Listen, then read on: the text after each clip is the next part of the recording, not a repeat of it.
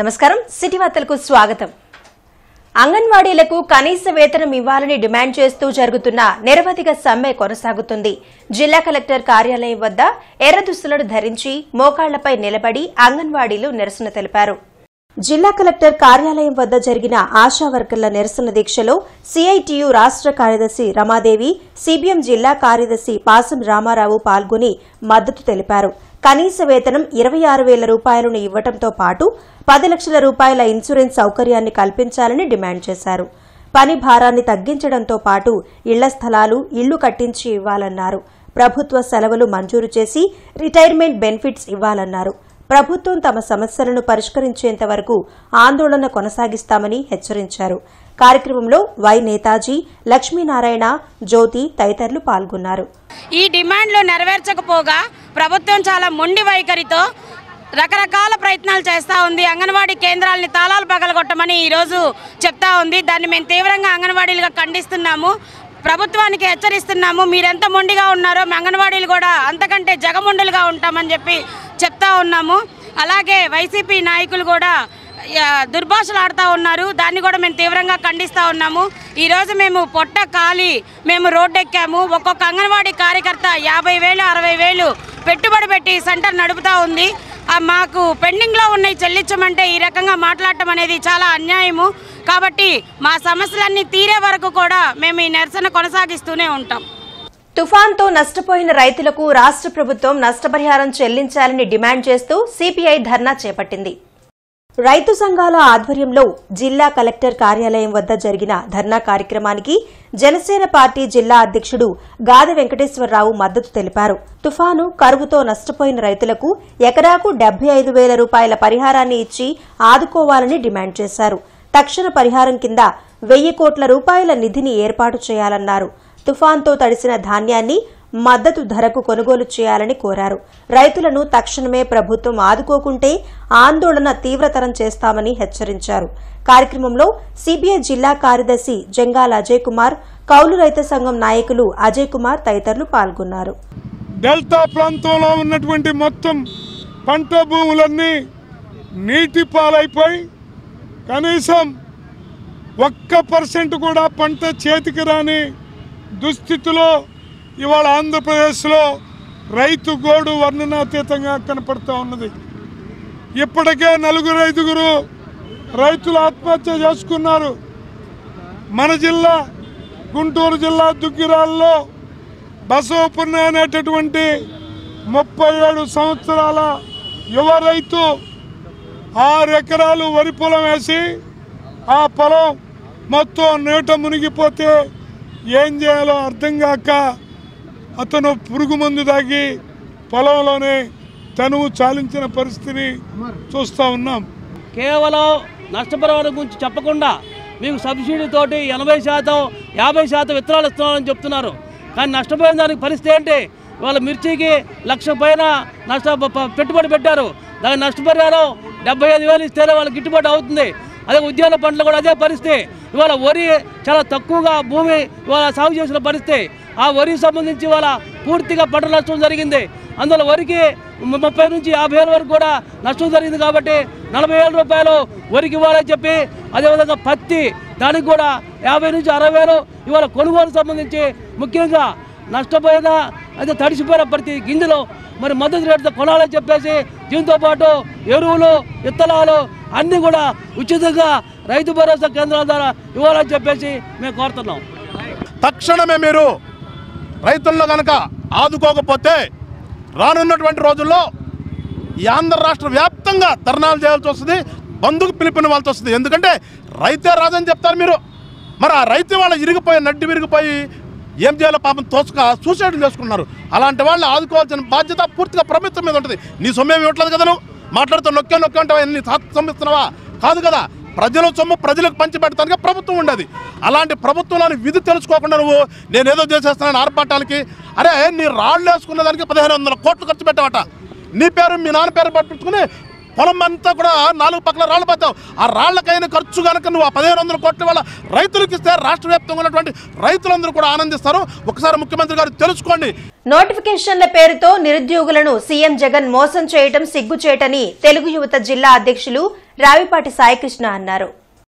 ఆడుదాం ఆంధ్ర అంటూ వైసీపీ ప్రభుత్వం చేపడుతున్న కార్యక్రమానికి నిరసనగా అడుగుదాం ఆంధ్ర ఇది నిరుద్యోగుల ఉద్యోగాల వేట అనే కార్యక్రమాన్ని ప్రతిరోజు నిర్వహించనున్నట్లు తెలిపారు.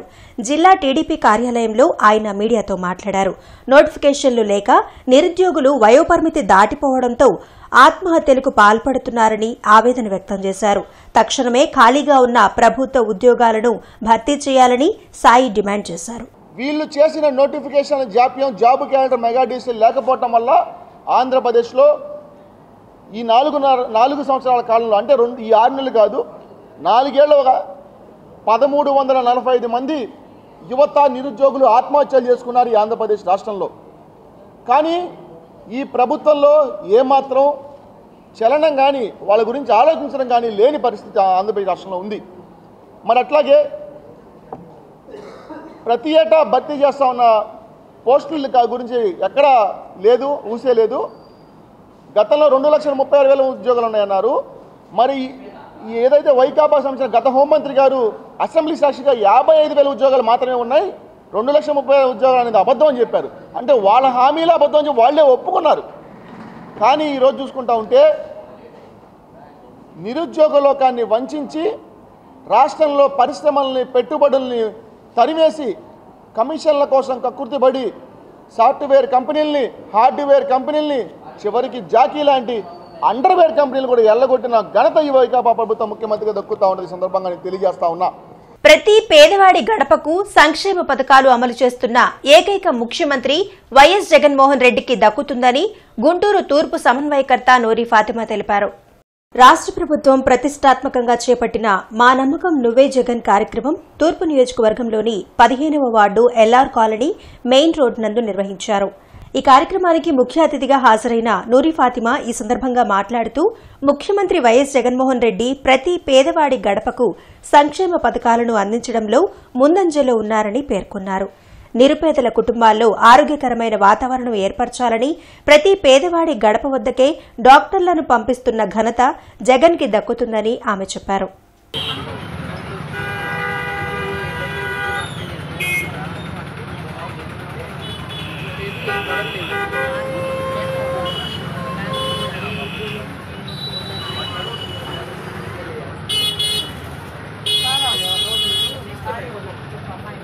సీఎం జగన్ తమకు ఇచ్చిన హామీలను అమలు చేయాలని అంగన్వాడీలు రోడ్డెక్కితే వైసీపీ నేతలు ఇష్టం వచ్చినట్లు మాట్లాడడం సిగ్గుచేటని టీడీపీ అంగన్వాడీ డ్వాక్రా విభాగ రాష్ట్ర అధ్యక్షురాలు అచంట సునీత అన్నారు. మంగళగిరిలోని టీడీపీ కేంద్ర కార్యాలయంలో ఆమె మీడియాతో మాట్లాడారు. అంగన్వాడీలు, హెల్పర్ల జీతాలను పెంచింది చంద్రబాబు అయితే జగన్ గొప్పలు చెప్పుకుంటున్నారని విమర్శించారు. అంగన్వాడీల సమస్యలను పరిష్కరించుకుంటే మహిళా ఆగ్రహాన్ని వైసీపీ చెవిచూడక తప్పదని సునీత హెచ్చరించారు. రాష్ట్రంలో ఉన్నటువంటి 1,20,000 మంది అంగన్వాడీ వర్కర్స్, హెల్పర్స్ రోడ్డు మీదకొచ్చి, అందులో ఎంతో మంది చంటి పిల్లల్ని తీసుకొని బాలింతలుగా ఉన్న వాళ్ళు కూడా వచ్చేసి మా యొక్క హక్కుల్ని కాపాడుకోవాలండి, మాకు చేస్తానన్న హామీలు నెరవేర్చండి ముఖ్యమంత్రి గారు అని నిరసనలు తెలియజేయటం అనేది 3 రోజులుగా జరుగుతుంటే ఏ విధంగా వైసీపీ ఎమ్మెల్యేలు, మంత్రులు మాట్లాడుతున్నారంటే అంగన్వాడీలకి ఒళ్ళు బలిసి చేస్తున్నారంట. నిన్న ఒక వైసీపీ ఎమ్మెల్యే మాట్లాడుతూ ఉన్నాడు, ఒళ్ళు బలిసి అంగన్వాడీలు సమ్మె చేస్తున్నారని చెప్పేసి బొబ్బిలి ఎమ్మెల్యే చిన అప్పలనాయుడు అనే వ్యక్తి ఏ విధంగా దుర్మార్గంగా మాట్లాడుతున్నాడు. సభ్య సమాజం సిగ్గుపడేలాగా. ముఖ్యమంత్రి గారు ఒక్కసారి తాడేపల్లి ప్యాలెస్లోంచి బయటకు వచ్చి మీ యొక్క పరదాలు తొలగించుకొని రాష్ట్ర వ్యాప్తంగా ఎలా జరుగుతుంది, అంగన్వాడీలు ఏ విధంగా బయటకు వచ్చి వాళ్ళ నిరసనలు తెలియచేస్తున్నారు, ఒక్కసారి వాళ్ళ మాటలు వింటే మీకు అర్థమవుతా ఉంటుంది. ఆశా వర్కర్ల సమస్యలను పరిష్కరించాలని డిమాండ్ చేస్తూ 36 గంటల నిరసన దీక్షకు దిగారు. సిఐటియు ఆధ్వర్యంలో జరిగిన నిరసన దీక్షలో జిల్లాలోని ఆశా వర్కర్లు పెద్ద సంఖ్యలో పాల్గొన్నారు. అంగన్వాడీలు చేస్తున్న నిరసనకు సిపిఎం జిల్లా కార్యదర్శి పాసం రామారావు మద్దతు తెలిపారు. అంగన్వాడీలకు కనీస వేతనం 26,000 రూపాయలు ఇవ్వాలని డిమాండ్ చేశారు. సుప్రీంకోర్టు ఇచ్చిన తీర్పు ప్రకారం గ్రాడ్యుటీ అమలు చేయాలన్నారు. రిటైర్మెంట్ బెనిఫిట్స్ ఇవ్వడంతో పాటు బీమా అమలు చేయాలన్నారు. తెలంగాణలో కంటే ఎక్కువ వేతనాన్ని ఏపీలో అమలు చేయాలని డిమాండ్ చేశారు. అంగన్వాడీల సమస్యలను ప్రభుత్వం పరిష్కరించకుండా తాళాలు పగలగొట్టి పాఠశాలలను తెరవడం దారుణమన్నారు. కార్యక్రమంలో దీప్తి మనోజ, రాధ, ప్రశాంతి తదితరులు పాల్గొన్నారు. ఈ రోజు రాష్ట్ర వ్యాప్తంగా ప్రతి జిల్లాలో ఆశా కార్యకర్తలు కడుపుగాలి రోడ్డు ఎక్కారు. ఎందుకంటే ఇచ్చిన వేతనం 10,000 రూపాయలు ఇస్తున్నామని ప్రభుత్వం చెబుతుంది, కానీ ఆ 10,000 రూపాయల్లోనే రికార్డ్ మెయింటెనెన్స్ కానీ ఛార్జీలకు కానీ వాటికే సరిపోతున్నాయి. మరి ఆన్లైన్ వర్క్ ఎక్కువైపోయింది. ఆన్లైన్ వర్క్ చేయడానికి ఆ ఒత్తిడికి గురయ్యి ఆశాలు ఎంతోమంది మరణిస్తున్నారు. మరి ఆ మరణానికి మరి ప్రభుత్వం ఎటువంటి సహాయ చర్యలు తీసుకోవట్లేదు. అలాగే ప్రమాదం జరిగిన ఆశా వర్కర్ కుటుంబానికి నష్టపరిహారాలు ఇవ్వట్లేదు. అలాగే ఆశా వర్కర్లు ఈరోజు తమ కుటుంబాన్ని పోషించుకోవాలంటే ఎంతో బాధతో మరి వాళ్ళు శ్రమతో కూడిన జీవితాన్ని గడుపుతున్నారు. ప్రతి ఒక్క ఆశా వర్కర్ ఏ వ్యక్తి అయినా సరే, ఒక భార్య భర్త 2 పిల్లలు బ్రతకాలంటే సుప్రీంకోర్టు కనీస వేతనం 26,000 రూపాయలు ఉంటేనే వాళ్ళు సహజీవనం జరపగలరు అని సుప్రీంకోర్టు తీర్పిస్తే, మరి ఈరోజు ఆశా వర్కర్ల కుటుంబాలు 10,000 రూపాయలతో ఎలా గడుస్తాయని మేము ప్రభుత్వాన్ని, అధికారులను అడుగుతున్నాము.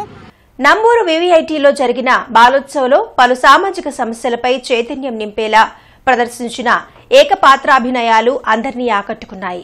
జంక్ ఫుడ్ వల్ల కలిగే కీడు, సహజ సిద్ధంగా ఇంట్లో వండుకునే ఆహారం వల్ల కలిగే మేలు, భ్రూణ హత్యల వల్ల లింగ నిష్పత్తిలో వచ్చే తేడాలు తదితర అంశాలపై విద్యార్థులు సృజనాత్మకంగా ప్రదర్శించారు. చిన్నారుల వేషధారణ, సంభాషణ, అభినయం ఆహుతులను ముగ్ధులను చేశాయి. బాలోత్సవంలో తెలుగు రాష్ట్రాల నుంచి 3 రోజుల్లో 15,000 మంది విద్యార్థులు పాల్గొన్నారు.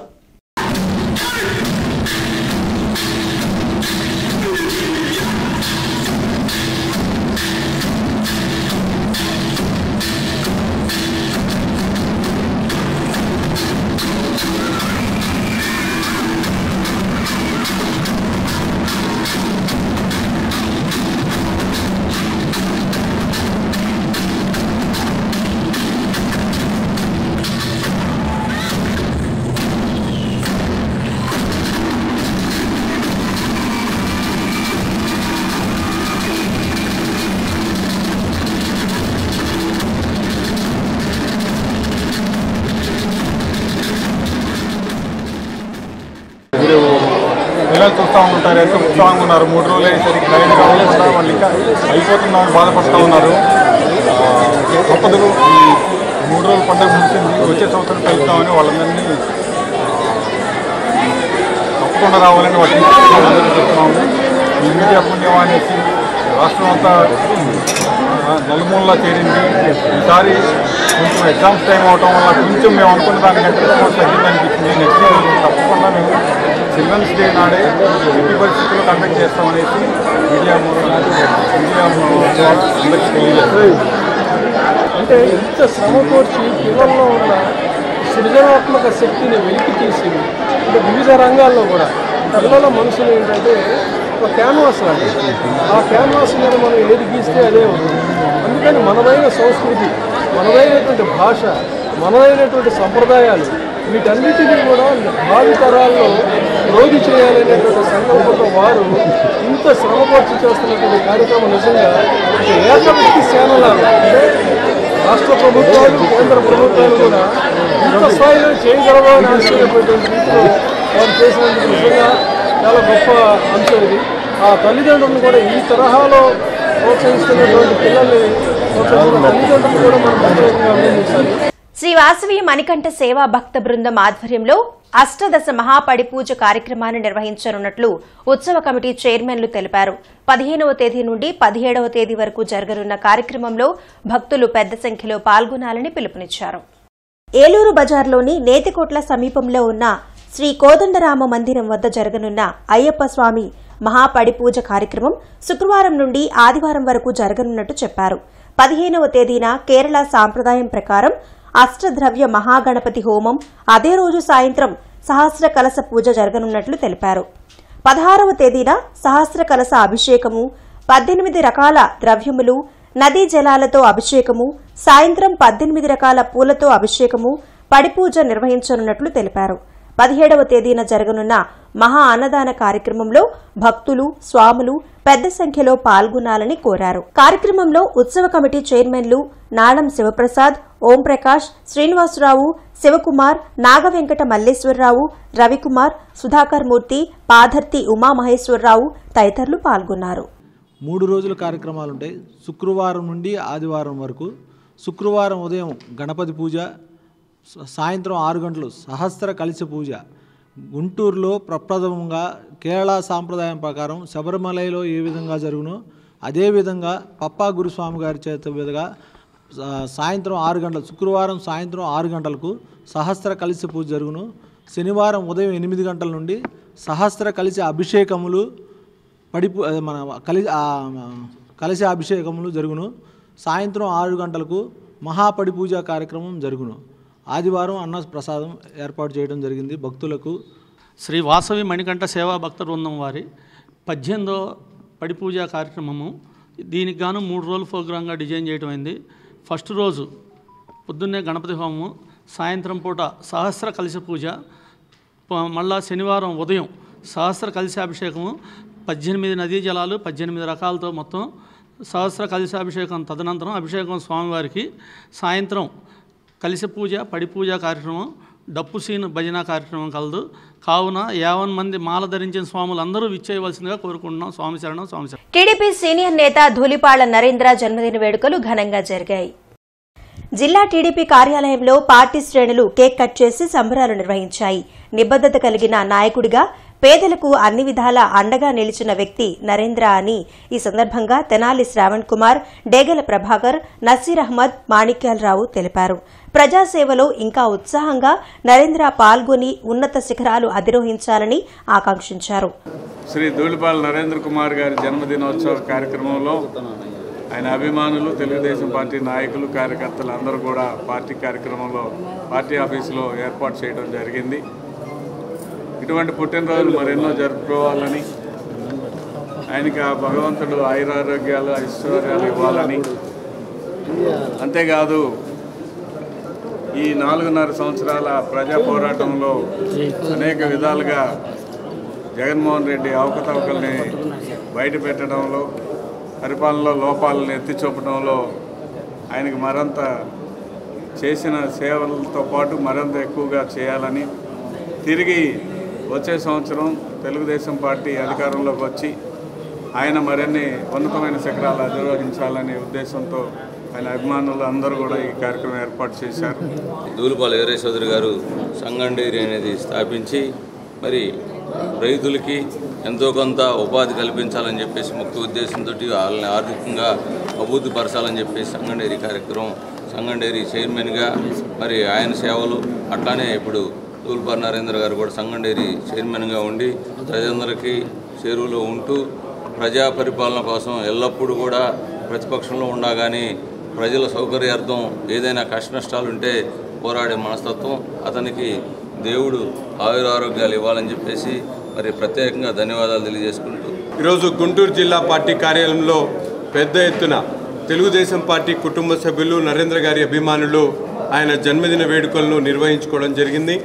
ముఖ్యంగా రాష్ట్రంలో ఎప్పుడైతే ప్రజా సమస్యల మీద అధికారం ఉన్నా లేకపోయినా నిరంతరం మాట్లాడుతూ ప్రజా సమస్యల మీద అధికార పక్షాన్ని నిలదీయడంతో పాటు ప్రతిపక్ష పార్టీ హోదాలో ఉన్నప్పుడు కూడా నిత్యం ప్రజల పక్షాన పోరాడేటువంటి నాయకుడు ధూళిపాళ్ల నరేంద్ర కుమార్ గారు. కేవలం రాజకీయాలే కాదు, ఈరోజు సమాజంలో ఉన్నటువంటి రైతులను, ముఖ్యంగా పాడి పరిశ్రమకు సంబంధించినటువంటి రైతులను ఆదుకోవాలని నిత్యం వారి అభివృద్ధి ఆకాంక్షిస్తూ సంగం డైరీని పెట్టినప్పుడు కూడా అనేక ఉత్పత్తులను సృష్టించి రైతులకు అండగా నిలుస్తున్నటువంటి రైతు బాంధవుడు ధూళిపాళ్ల నరేంద్ర కుమార్ గారు. ఇప్పుడు కొన్ని వాణిజ్య ప్రకటనలు.